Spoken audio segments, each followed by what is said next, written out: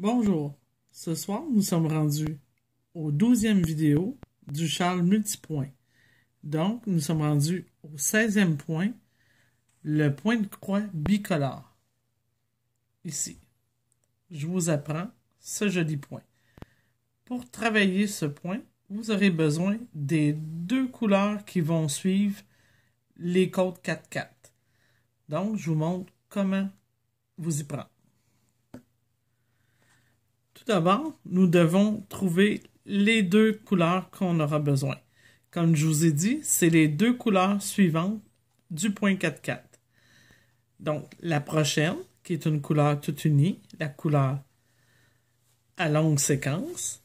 Donc, moi ici, c'est facile. Elle est toute beige crème. Ma suivante, que j'aurai besoin aussi, c'est un genre de taupe gris. Elle est en moins grande quantité que celle-ci et elle est un petit peu tweed. Donc, c'est la façon de remarquer les couleurs qui sont à plus courte séquence. Donc, ça ici, j'en ai besoin. Et on va aller la couper. Ici, mon changement de couleur, je l'obtiens ici. Donc, je vais aller la couper ici. Et je vais garder ça pour plus tard. Ici, je vais venir couper. Là, j'ai ma par rapport qui est passé à l'intérieur. Mais je vais la séparer dans pas long. Je vais juste venir chercher ici ma couleur, le changement de couleur. Je vais la couper. Et je suis prête à travailler. Le point de croix bicolore se tricote sur 8 rangs. Donc, et je commence avec la couleur à plus long métrage. On va l'appeler la couleur A. Les deux premiers rangs de ce point se font avec la couleur A. Donc, c'est la couleur qui suivait mon point 4-4. Et je dois faire ces deux rangs tout à l'endroit. Donc, le premier sur l'endroit de travail, tout à l'endroit. On n'oublie pas de faire l'augmentation à la fin du rang pour agrandir le châle. Et sur le rang suivant, sur l'envers du travail, je tricote aussi tout à l'endroit. Donc, j'exécute les deux premiers rangs tout à l'endroit.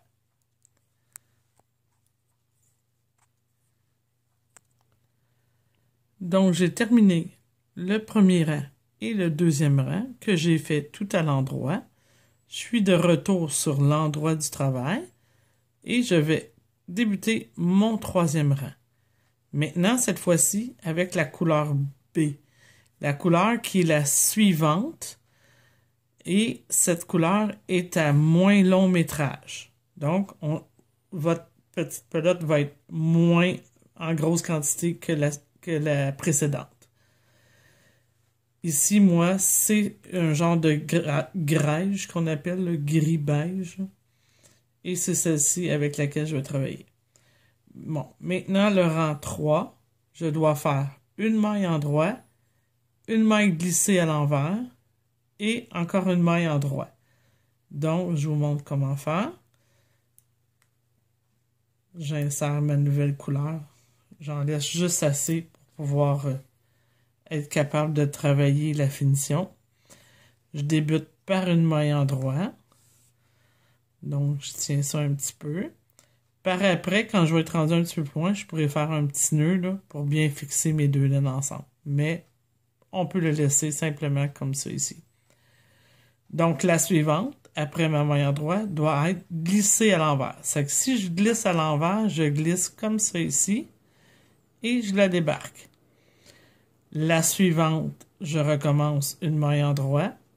Donc, je viens ici et ma laine doit passer derrière mon travail, comme ça ici. Et je glisse la suivante à l'envers. Je vais répéter ces deux mailles jusqu'à la fin de mon rang, sur l'endroit du travail. N'oubliez pas qu'on a une augmentation à faire à 2 mailles de la bordure parce qu'on est sur l'endroit du travail. Donc, toujours, une maille en droit, une maille glissée. Une maille en droit, une maille glissée. J'arrive à la fin de mon troisième rang. J'ai fait une en droit, une glissée à l'envers. Mon fil est toujours derrière. Il me reste 4 mailles. Ici, j'ai ma bordure de 2 mailles.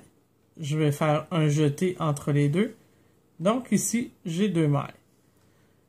Je vais poursuivre mon point jusqu'à la fin. Une en droit, une glissée à l'envers. Je dois faire ma jetée. D'accord? Je vais amener mon fil devant, comme ça ici, pour que lorsque je vais faire ma maille en droit, mon fil passe dessus pour que ma jetée fonctionne. Donc, 2 à l'endroit. Mon troisième rang est terminé. Si vous n'avez pas le même nombre de mailles que moi et que vous terminez par la maille en droit, donc, vous n'aurez pas de problème avec cette maille-ci. Vous allez juste faire votre jetée et vos 2 mailles en droit. Ça va être aussi simple que ça. Donc, moi, je vais juste le refaire. Je glisse. J'amène mon fil pour me jeter et mes 2 à l'endroit. Donc, le troisième rang est terminé. Je suis rendu sur l'envers du travail, mon quatrième rang. Toujours avec la couleur B. Je vais faire mes 2 mailles de bordure à l'endroit comme d'habitude et la jeter à l'endroit. Maintenant, ce qu'il faut savoir, c'est que lorsque j'ai une maille de couleur A sur mon aiguille, c'est la maille que je vais glisser. Donc, moi, elle se présente immédiatement. Donc, je vais amener mon fil devant pour pouvoir glisser toujours à l'envers ma maille. Comme ça, je ne déplace pas le sens de la maille. Puis, je vais remettre ma laine de l'autre côté pour pouvoir tricoter la couleur B en couleur B. Je la tricote à l'endroit. Donc, on répète jusqu'à la fin du rang.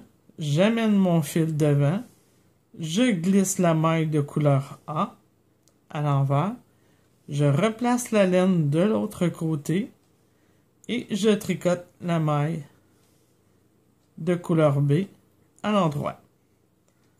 Une autre fois, j'amène ma laine devant, je glisse et je tricote à l'endroit. On se rend jusqu'à la fin du quatrième rang. Donc, je termine mon quatrième rang sur l'envers du travail par une maille en droit de couleur B. Comme ça ici. On peut resserrer un petit peu nos fils. Puis, si on veut, on peut les attacher. D'accord. Je suis rendu au cinquième rang. Maintenant, je vais laisser la couleur B de côté. Et je vais revenir à la couleur A. Lorsque je fais un changement de couleur, je le place toujours derrière en faisant en sorte que la couleur que je veux me servir maintenant soit devant. Toujours comme ça ici. Donc, je la retiens entre mes 2 doigts derrière. Et pour le cinquième et le sixième rang, avec la couleur A, vous allez tricoter 2 rangs tout à l'endroit. N'oubliez pas, à la fin, sur l'endroit du travail, du cinquième rang, vous avez votre augmentation à faire à 2 mailles de la bordure. Donc, on fait le cinquième et le sixième rang tout à l'endroit. Maintenant, on est rendu au septième rang. Le 5 et le 6 ont été effectués tout à l'endroit. On voit ici un genre de barre de point mousse qu'on appelle. On est sur l'endroit du travail. On débute le septième rang, cette fois-ci avec la couleur B. Donc, je vais placer ma A entre mes mains et je reprends la B. pour pouvoir tricoter le 7e rang. Pour le 7e, nous allons faire exactement comme le 3e rang, mais on doit décaler notre travail d'une maille. Normalement, au 3e rang, je débutais par une maille en droit, mais cette fois-ci, je vais en faire deux. Deux à l'endroit. Puis, comme au 3e, je glisse la suivante à l'envers. Je laisse passer ma laine derrière pour tricoter une maille en droit qui suit. Donc, toujours glisser une maille à l'envers, une maille à l'endroit. Glisser une maille à l'envers, une maille à l'endroit. Et très important, faites ça très souplement. Donc, vous voyez ma maille de couleur B, ici. De couleur A plutôt, excusez. La plus pâle, la couleur A, est entre les deux du rang 3 que j'avais effectué précédemment. Donc, on poursuit jusqu'à la fin du 7e rang de cette façon. Je m'apprête à terminer mon 7e rang. Donc, une glissée à l'envers, une tricotée à l'endroit, mes deux mailles de bordure. Donc, simplement faire ma jetée pour l'augmentation. Et j'ai terminé mon 7e rang. Pour mon 8e rang, je vais faire exactement comme au 4e, mais encore une fois, on va faire notre petit repère pour pouvoir faire la bonne chose. Ici, j'ai toujours la couleur B entre les mains. Je tricote mes deux mailles de bordure à l'endroit. Ma jetée toujours à l'endroit. Maintenant, on sait que la couleur pâle ici, c'est ma couleur A. Donc, c'est celle que j'ai glissée. Les couleurs B sont celles que j'ai tricotées. Donc ici, je vais la tricoter à l'endroit.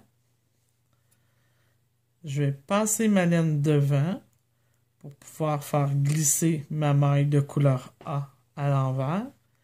Je vais replacer ma laine de l'autre côté pour pouvoir tricoter ma maille suivante de couleur B à l'endroit. Et ainsi de suite jusqu'à la fin du rang. Ça sera mon 8e rang.